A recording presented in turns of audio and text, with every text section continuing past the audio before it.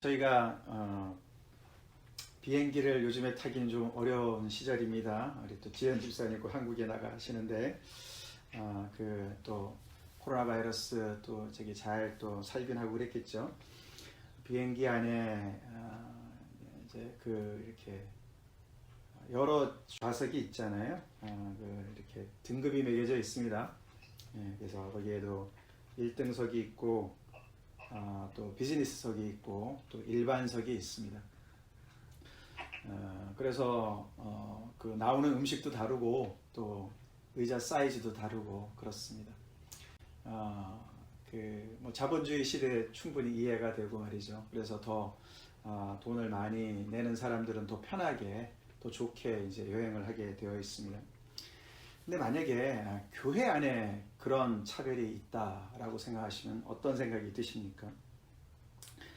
그것도 교회가 하나가 되는, 하나라는, 교회는 한 몸이다라는 것을 가장 상징적으로 보여주는 그런 어떤 그 의식이라든가 아니면은 그런 어떤 그 모임의 자리에서 그런 차별이 드러나게 되면 어떤 생각이 드시겠습니까?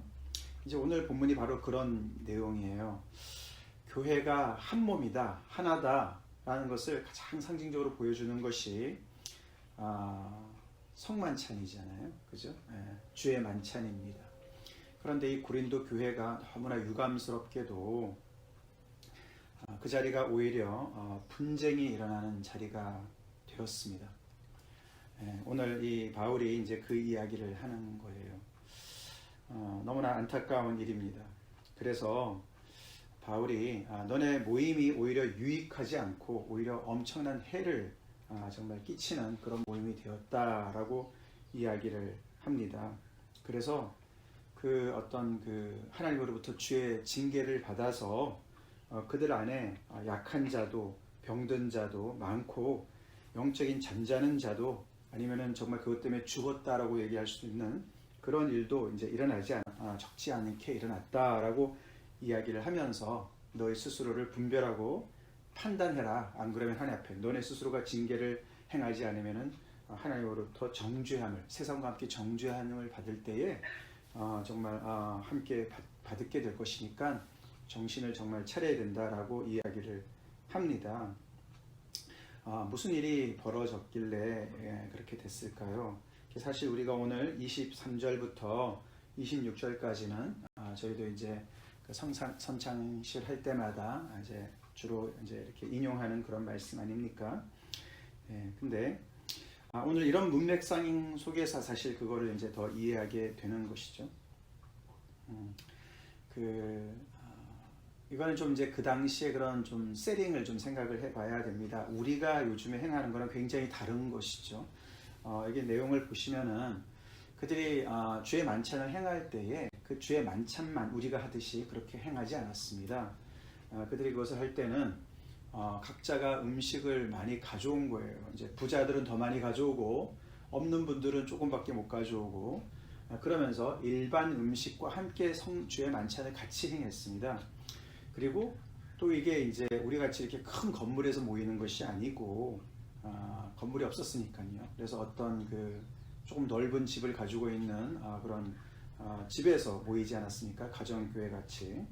그렇게 되면은 그 당시에 그 주택 구조를 보면은 그 다이닝룸이 아무리 크고 넓어도 식탁에 이렇게 둘러앉아서 이렇게 로마식으로 이렇게 비스듬히 누워서 있지 않습니까? 그렇게 한 10명 정도 하면 꽉 차는 그런 공간이라 그래요, 주로. 그러다 보니까 이제 그 다들 거기에 모여 있지 못하지 않습니까? 그렇기 때문에 옆에 약간 다른 공간에 서 있기도 하고 이제 그런 상황이 되는 것이죠.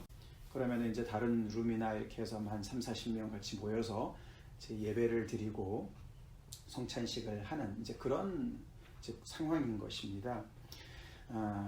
근데 그 당시의 문화가 이제 그 그리스 로마의 그 문화가 이런 그 같이 밥을 먹는 자리에 가보면 항상 이제 이렇게 그 초대한 사람 주인을 중심으로 해서 제일 이제 유력한 사람들이 그 주변을 같이 이렇게 있고 그 다음에 덜 중요한 사람들이 더 그 다음에 있고 이런 식으로 이렇게 항상 차등을 두었다고 그래요.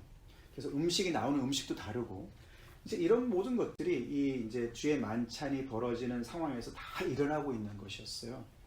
우리가 고린도전서 앞에 1장에도 봤지만 그들의 그 구성 이제 구성하고 있는 그 성도님들의 그 어떤 사회적인 계층이 다양하다 그러지 않았습니까?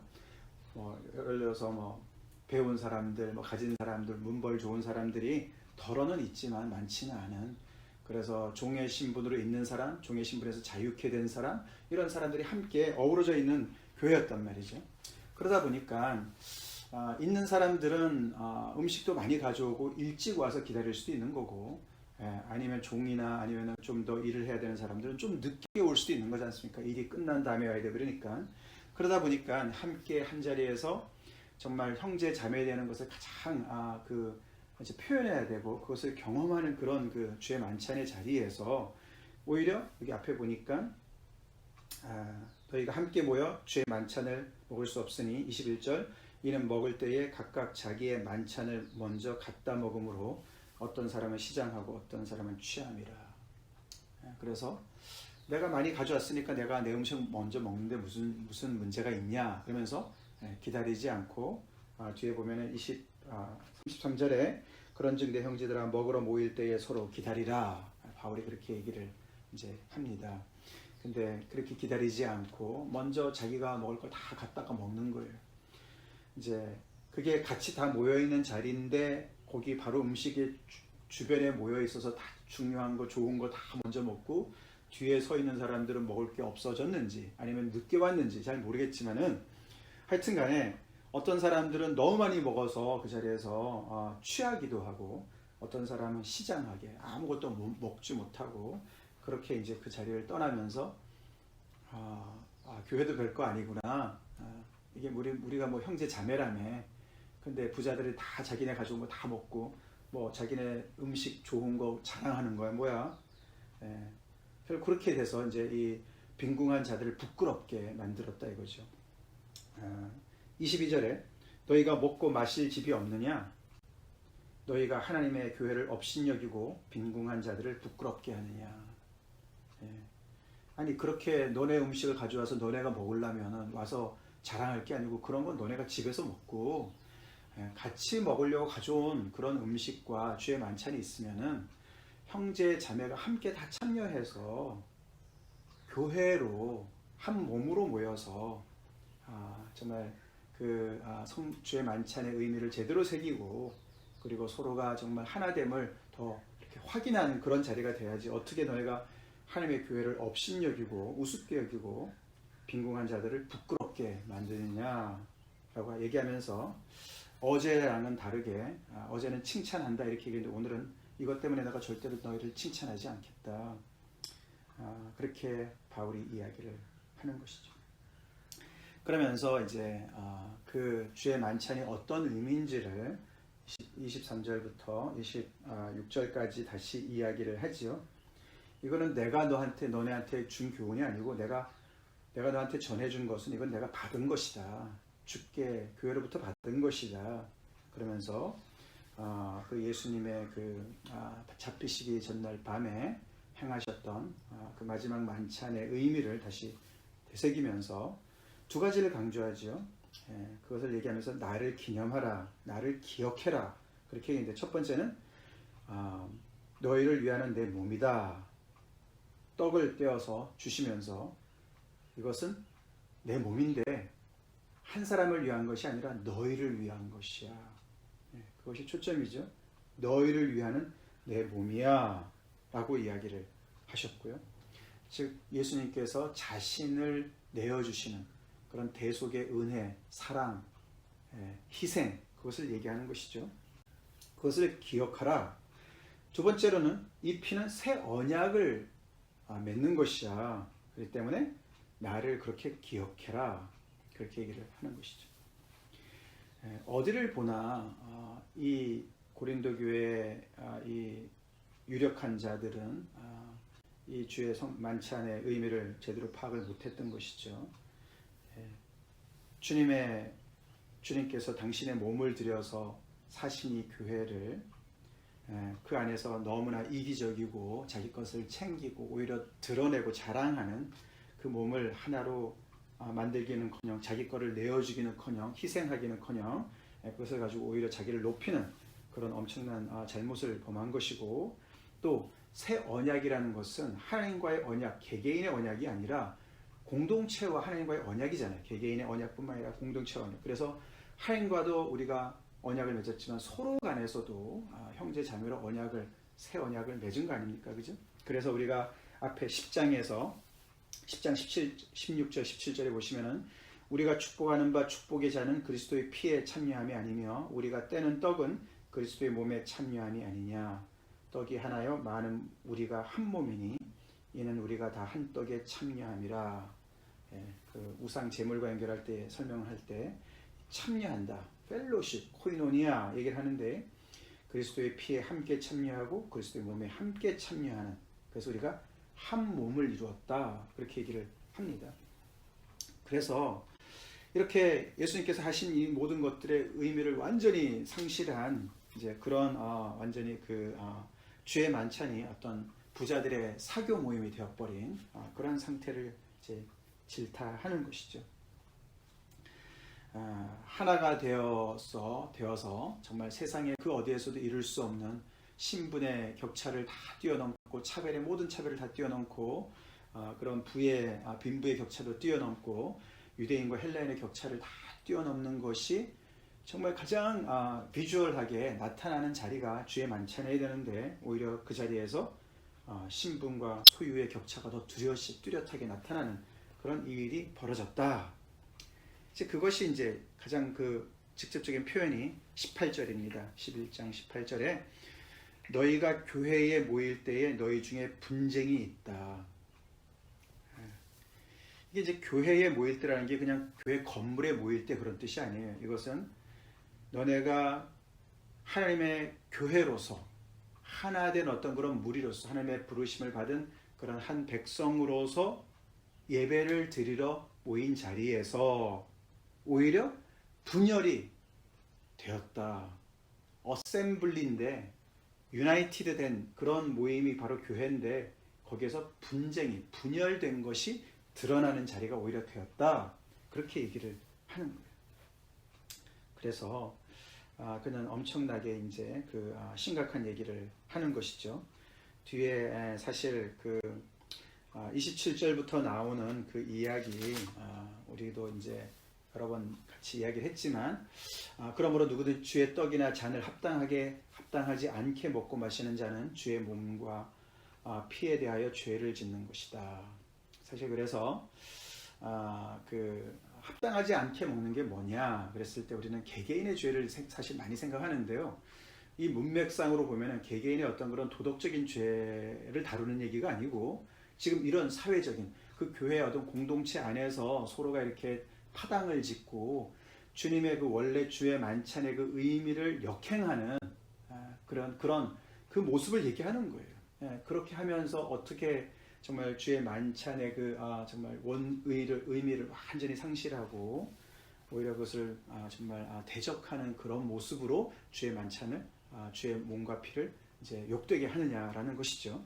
그래서 합당치 않게 먹는 것, 자기를 살피고 먹는 것 이런 부분들에 있어서 정말 우리가 앞으로 이제 또 성찬식에 임할 때 더 그런 차원의 이야기들을 많이 생각해 봐야 될 것 같습니다. 다시 말해서 교회 안에서 사실 그래서 오늘 말씀은 정말 그 예수님의 십자가의 그 사건이 얼마나 엄청난 그런 정말 그 결과를 우리의 삶 속에서 이루어야 되고 이룰 수밖에 없고 되는지를 정말 그 파워를 우리가 보게 되지 않습니까? 세상에서 그렇게 그 정말 초대한 자리에서 그런 일들이 벌어지는 거는 그 뭐 세상이니까. 근데 교회 안에서 그런 어떤 사회의 어떤 그런 구별과 차별이 그대로 자행이 되면서 그것이 드러나면서 성찬식을 하는 것은 정말 어불성설이라는 것이죠. 반대로 우리가 교회 안에서 주의 만찬을 정말 나눌 때 우리는 계속해서 정말 이 예수님께서 십자가에서 이루신 이 일을 우리를 한 몸으로 묶으시고 정말 하나님 예수님께서 우리를 위해서 정말 그 피값으로 사신 우리를 또 새 언약으로 맺으신 것을 언약 공동체인 것을 다시 한번 잘 기억을 해야 되겠고, 더 나아가서는 이들의 상황과 비춰볼 때 그러니까 상대적으로 우리도 부자 아닙니까, 그죠? 미국은 부자예요, 그죠? 너무나 못 사는 가난한 나라에 많은 그리스도인들도 있습니다. 형제 자매들이 있습니다, 그죠?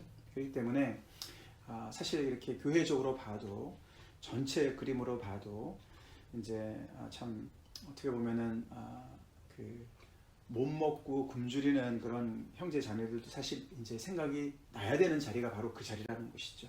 우리가 교회로서 하나인데 이렇게 너무 많이 먹어서 배부르고 취하고 이런 사람들도 있고, 전혀 못 먹는 사람도 있고, 이런 상황들이 어떤 그런 불평등, 불균형, 이런 부분들이 정말 주의 만찬의 자리에서는 다시 한번 떠올려 보면서 정말 예수님처럼 우리 자신의 것을 내어드리고 또 희생하고 기빙, 주고, 이런 자리, 그래서 하나를 이루려고 하는 그런 것을 많이 생각해 보게 하는 자리라는 것이죠.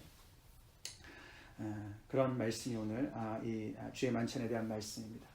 그래서 어제에 이어서 이들이 예배하는 자리에서 어제는 이제 어떤 복장의 문제에 있어서 여성의 어떤 그 머리에 쓰느냐 마느냐 이런 부분에 대해서 이야기를 우리가 들었는데, 오늘은 이제 주의 만찬에 대해서 오히려 그것 때문에 예배가 정말 오히려 정말 하나님 앞에 시험드는, 사람 앞에, 교회 앞에 시험드는 자리가 되고 어지러워지는 것을 이제 바울이 바로 잡는 것이죠. 그래서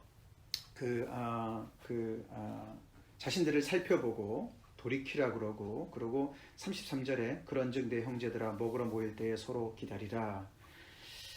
이것을 이제 구체적인 해결책으로 제시합니다. 근데 여기서 기다리라는 말이 to wait, 시간적으로 기다리라 이런 단어도 되지만, 그걸 번역을 또 다른 번역으로 할 수 있는 게요, to receive, 서로를 받으라, 그렇게도 해석이 가능하다고 그럽니다. 너네가 서로 모일 때에, 교회로 모일 때에 형제 자매로 서로 받아야 된다. 그래서 거기에 맞춰서 너가 많이 가져왔어도 그것을 서로 나누고, 다른 정말 빈궁한 형제 자매들도 같이 다 인조해하고 함께 한 몸을 이루면서 주님의 이 만찬을 기억하고, 그래서 주님이 죽으심을 오실 때까지 전하는 그것이 그냥 단순히 말로만 복음을 전한다는 것이 아니라, 그들의 그렇게 서로가 차이가 있는, 차별이 있는 그런 사회적인 구조 속으로 볼 때는 그렇게 있지만은, 복음 안에서 완전히 정말 그것이 허물어진 형제 자매로서의 그런 그 존재감, 그 자체도 또한 정말 주의 죽으심을 전하는 것이죠. 그렇게 복음이 그들의 삶 속에서 정말 현실화된 그런 존재로 교회가 있는 것, 이제 그런 것을 이야기하는 것이죠. 그것이 바로 이제 서로 기다리라, 서로 받으라. 반대로 그렇게 하지 못한다면은 주의 만찬 하지 말아라, 그렇게 얘기하는 거예요. 너희가 함께 모여서 주의 만찬을 먹을 수 없다. 너네 속에서 분열이 있느냐? 그러면은 분열 중에 그것을 유지하면서, 그것을 고집하면서 주의 만찬을 행하여서 죄를 범하느니, 그래서 주의 몸과 피를 먹고 마시는 게 바로 죄를 먹고 마시는 것과 똑같은 그런 일을 하느니 오히려 하지 말아라. 준비될 때까지 하지 말아라. 너네가 회개하고 정말 우리가 주님 안에서 형제 자매인 것을, 언약 공동체인 것을 정말 믿음으로 고백하며 회개하며 거기에 맞게 살기로 결단할 때까지 하지 말아라. 그렇게 사실 얘기하는 거나 마찬가지죠. 우리 자신을 돌아봅시다. 우리 안에도 혹시 1등석, 비즈니스석, 일반석처럼 말이죠, 그렇게 차등을 두고 있는 것이 없는지, 우리 교회뿐만 아니라 다른 모든 세상의 교회들 또 차등을 두고 있지 않는지 돌아보고 회개하고 정말 주님 앞에 분별하여서 주의 만찬에 참여하는 은혜가 있게 간절히 축원합니다. 같이 기도하시겠습니다.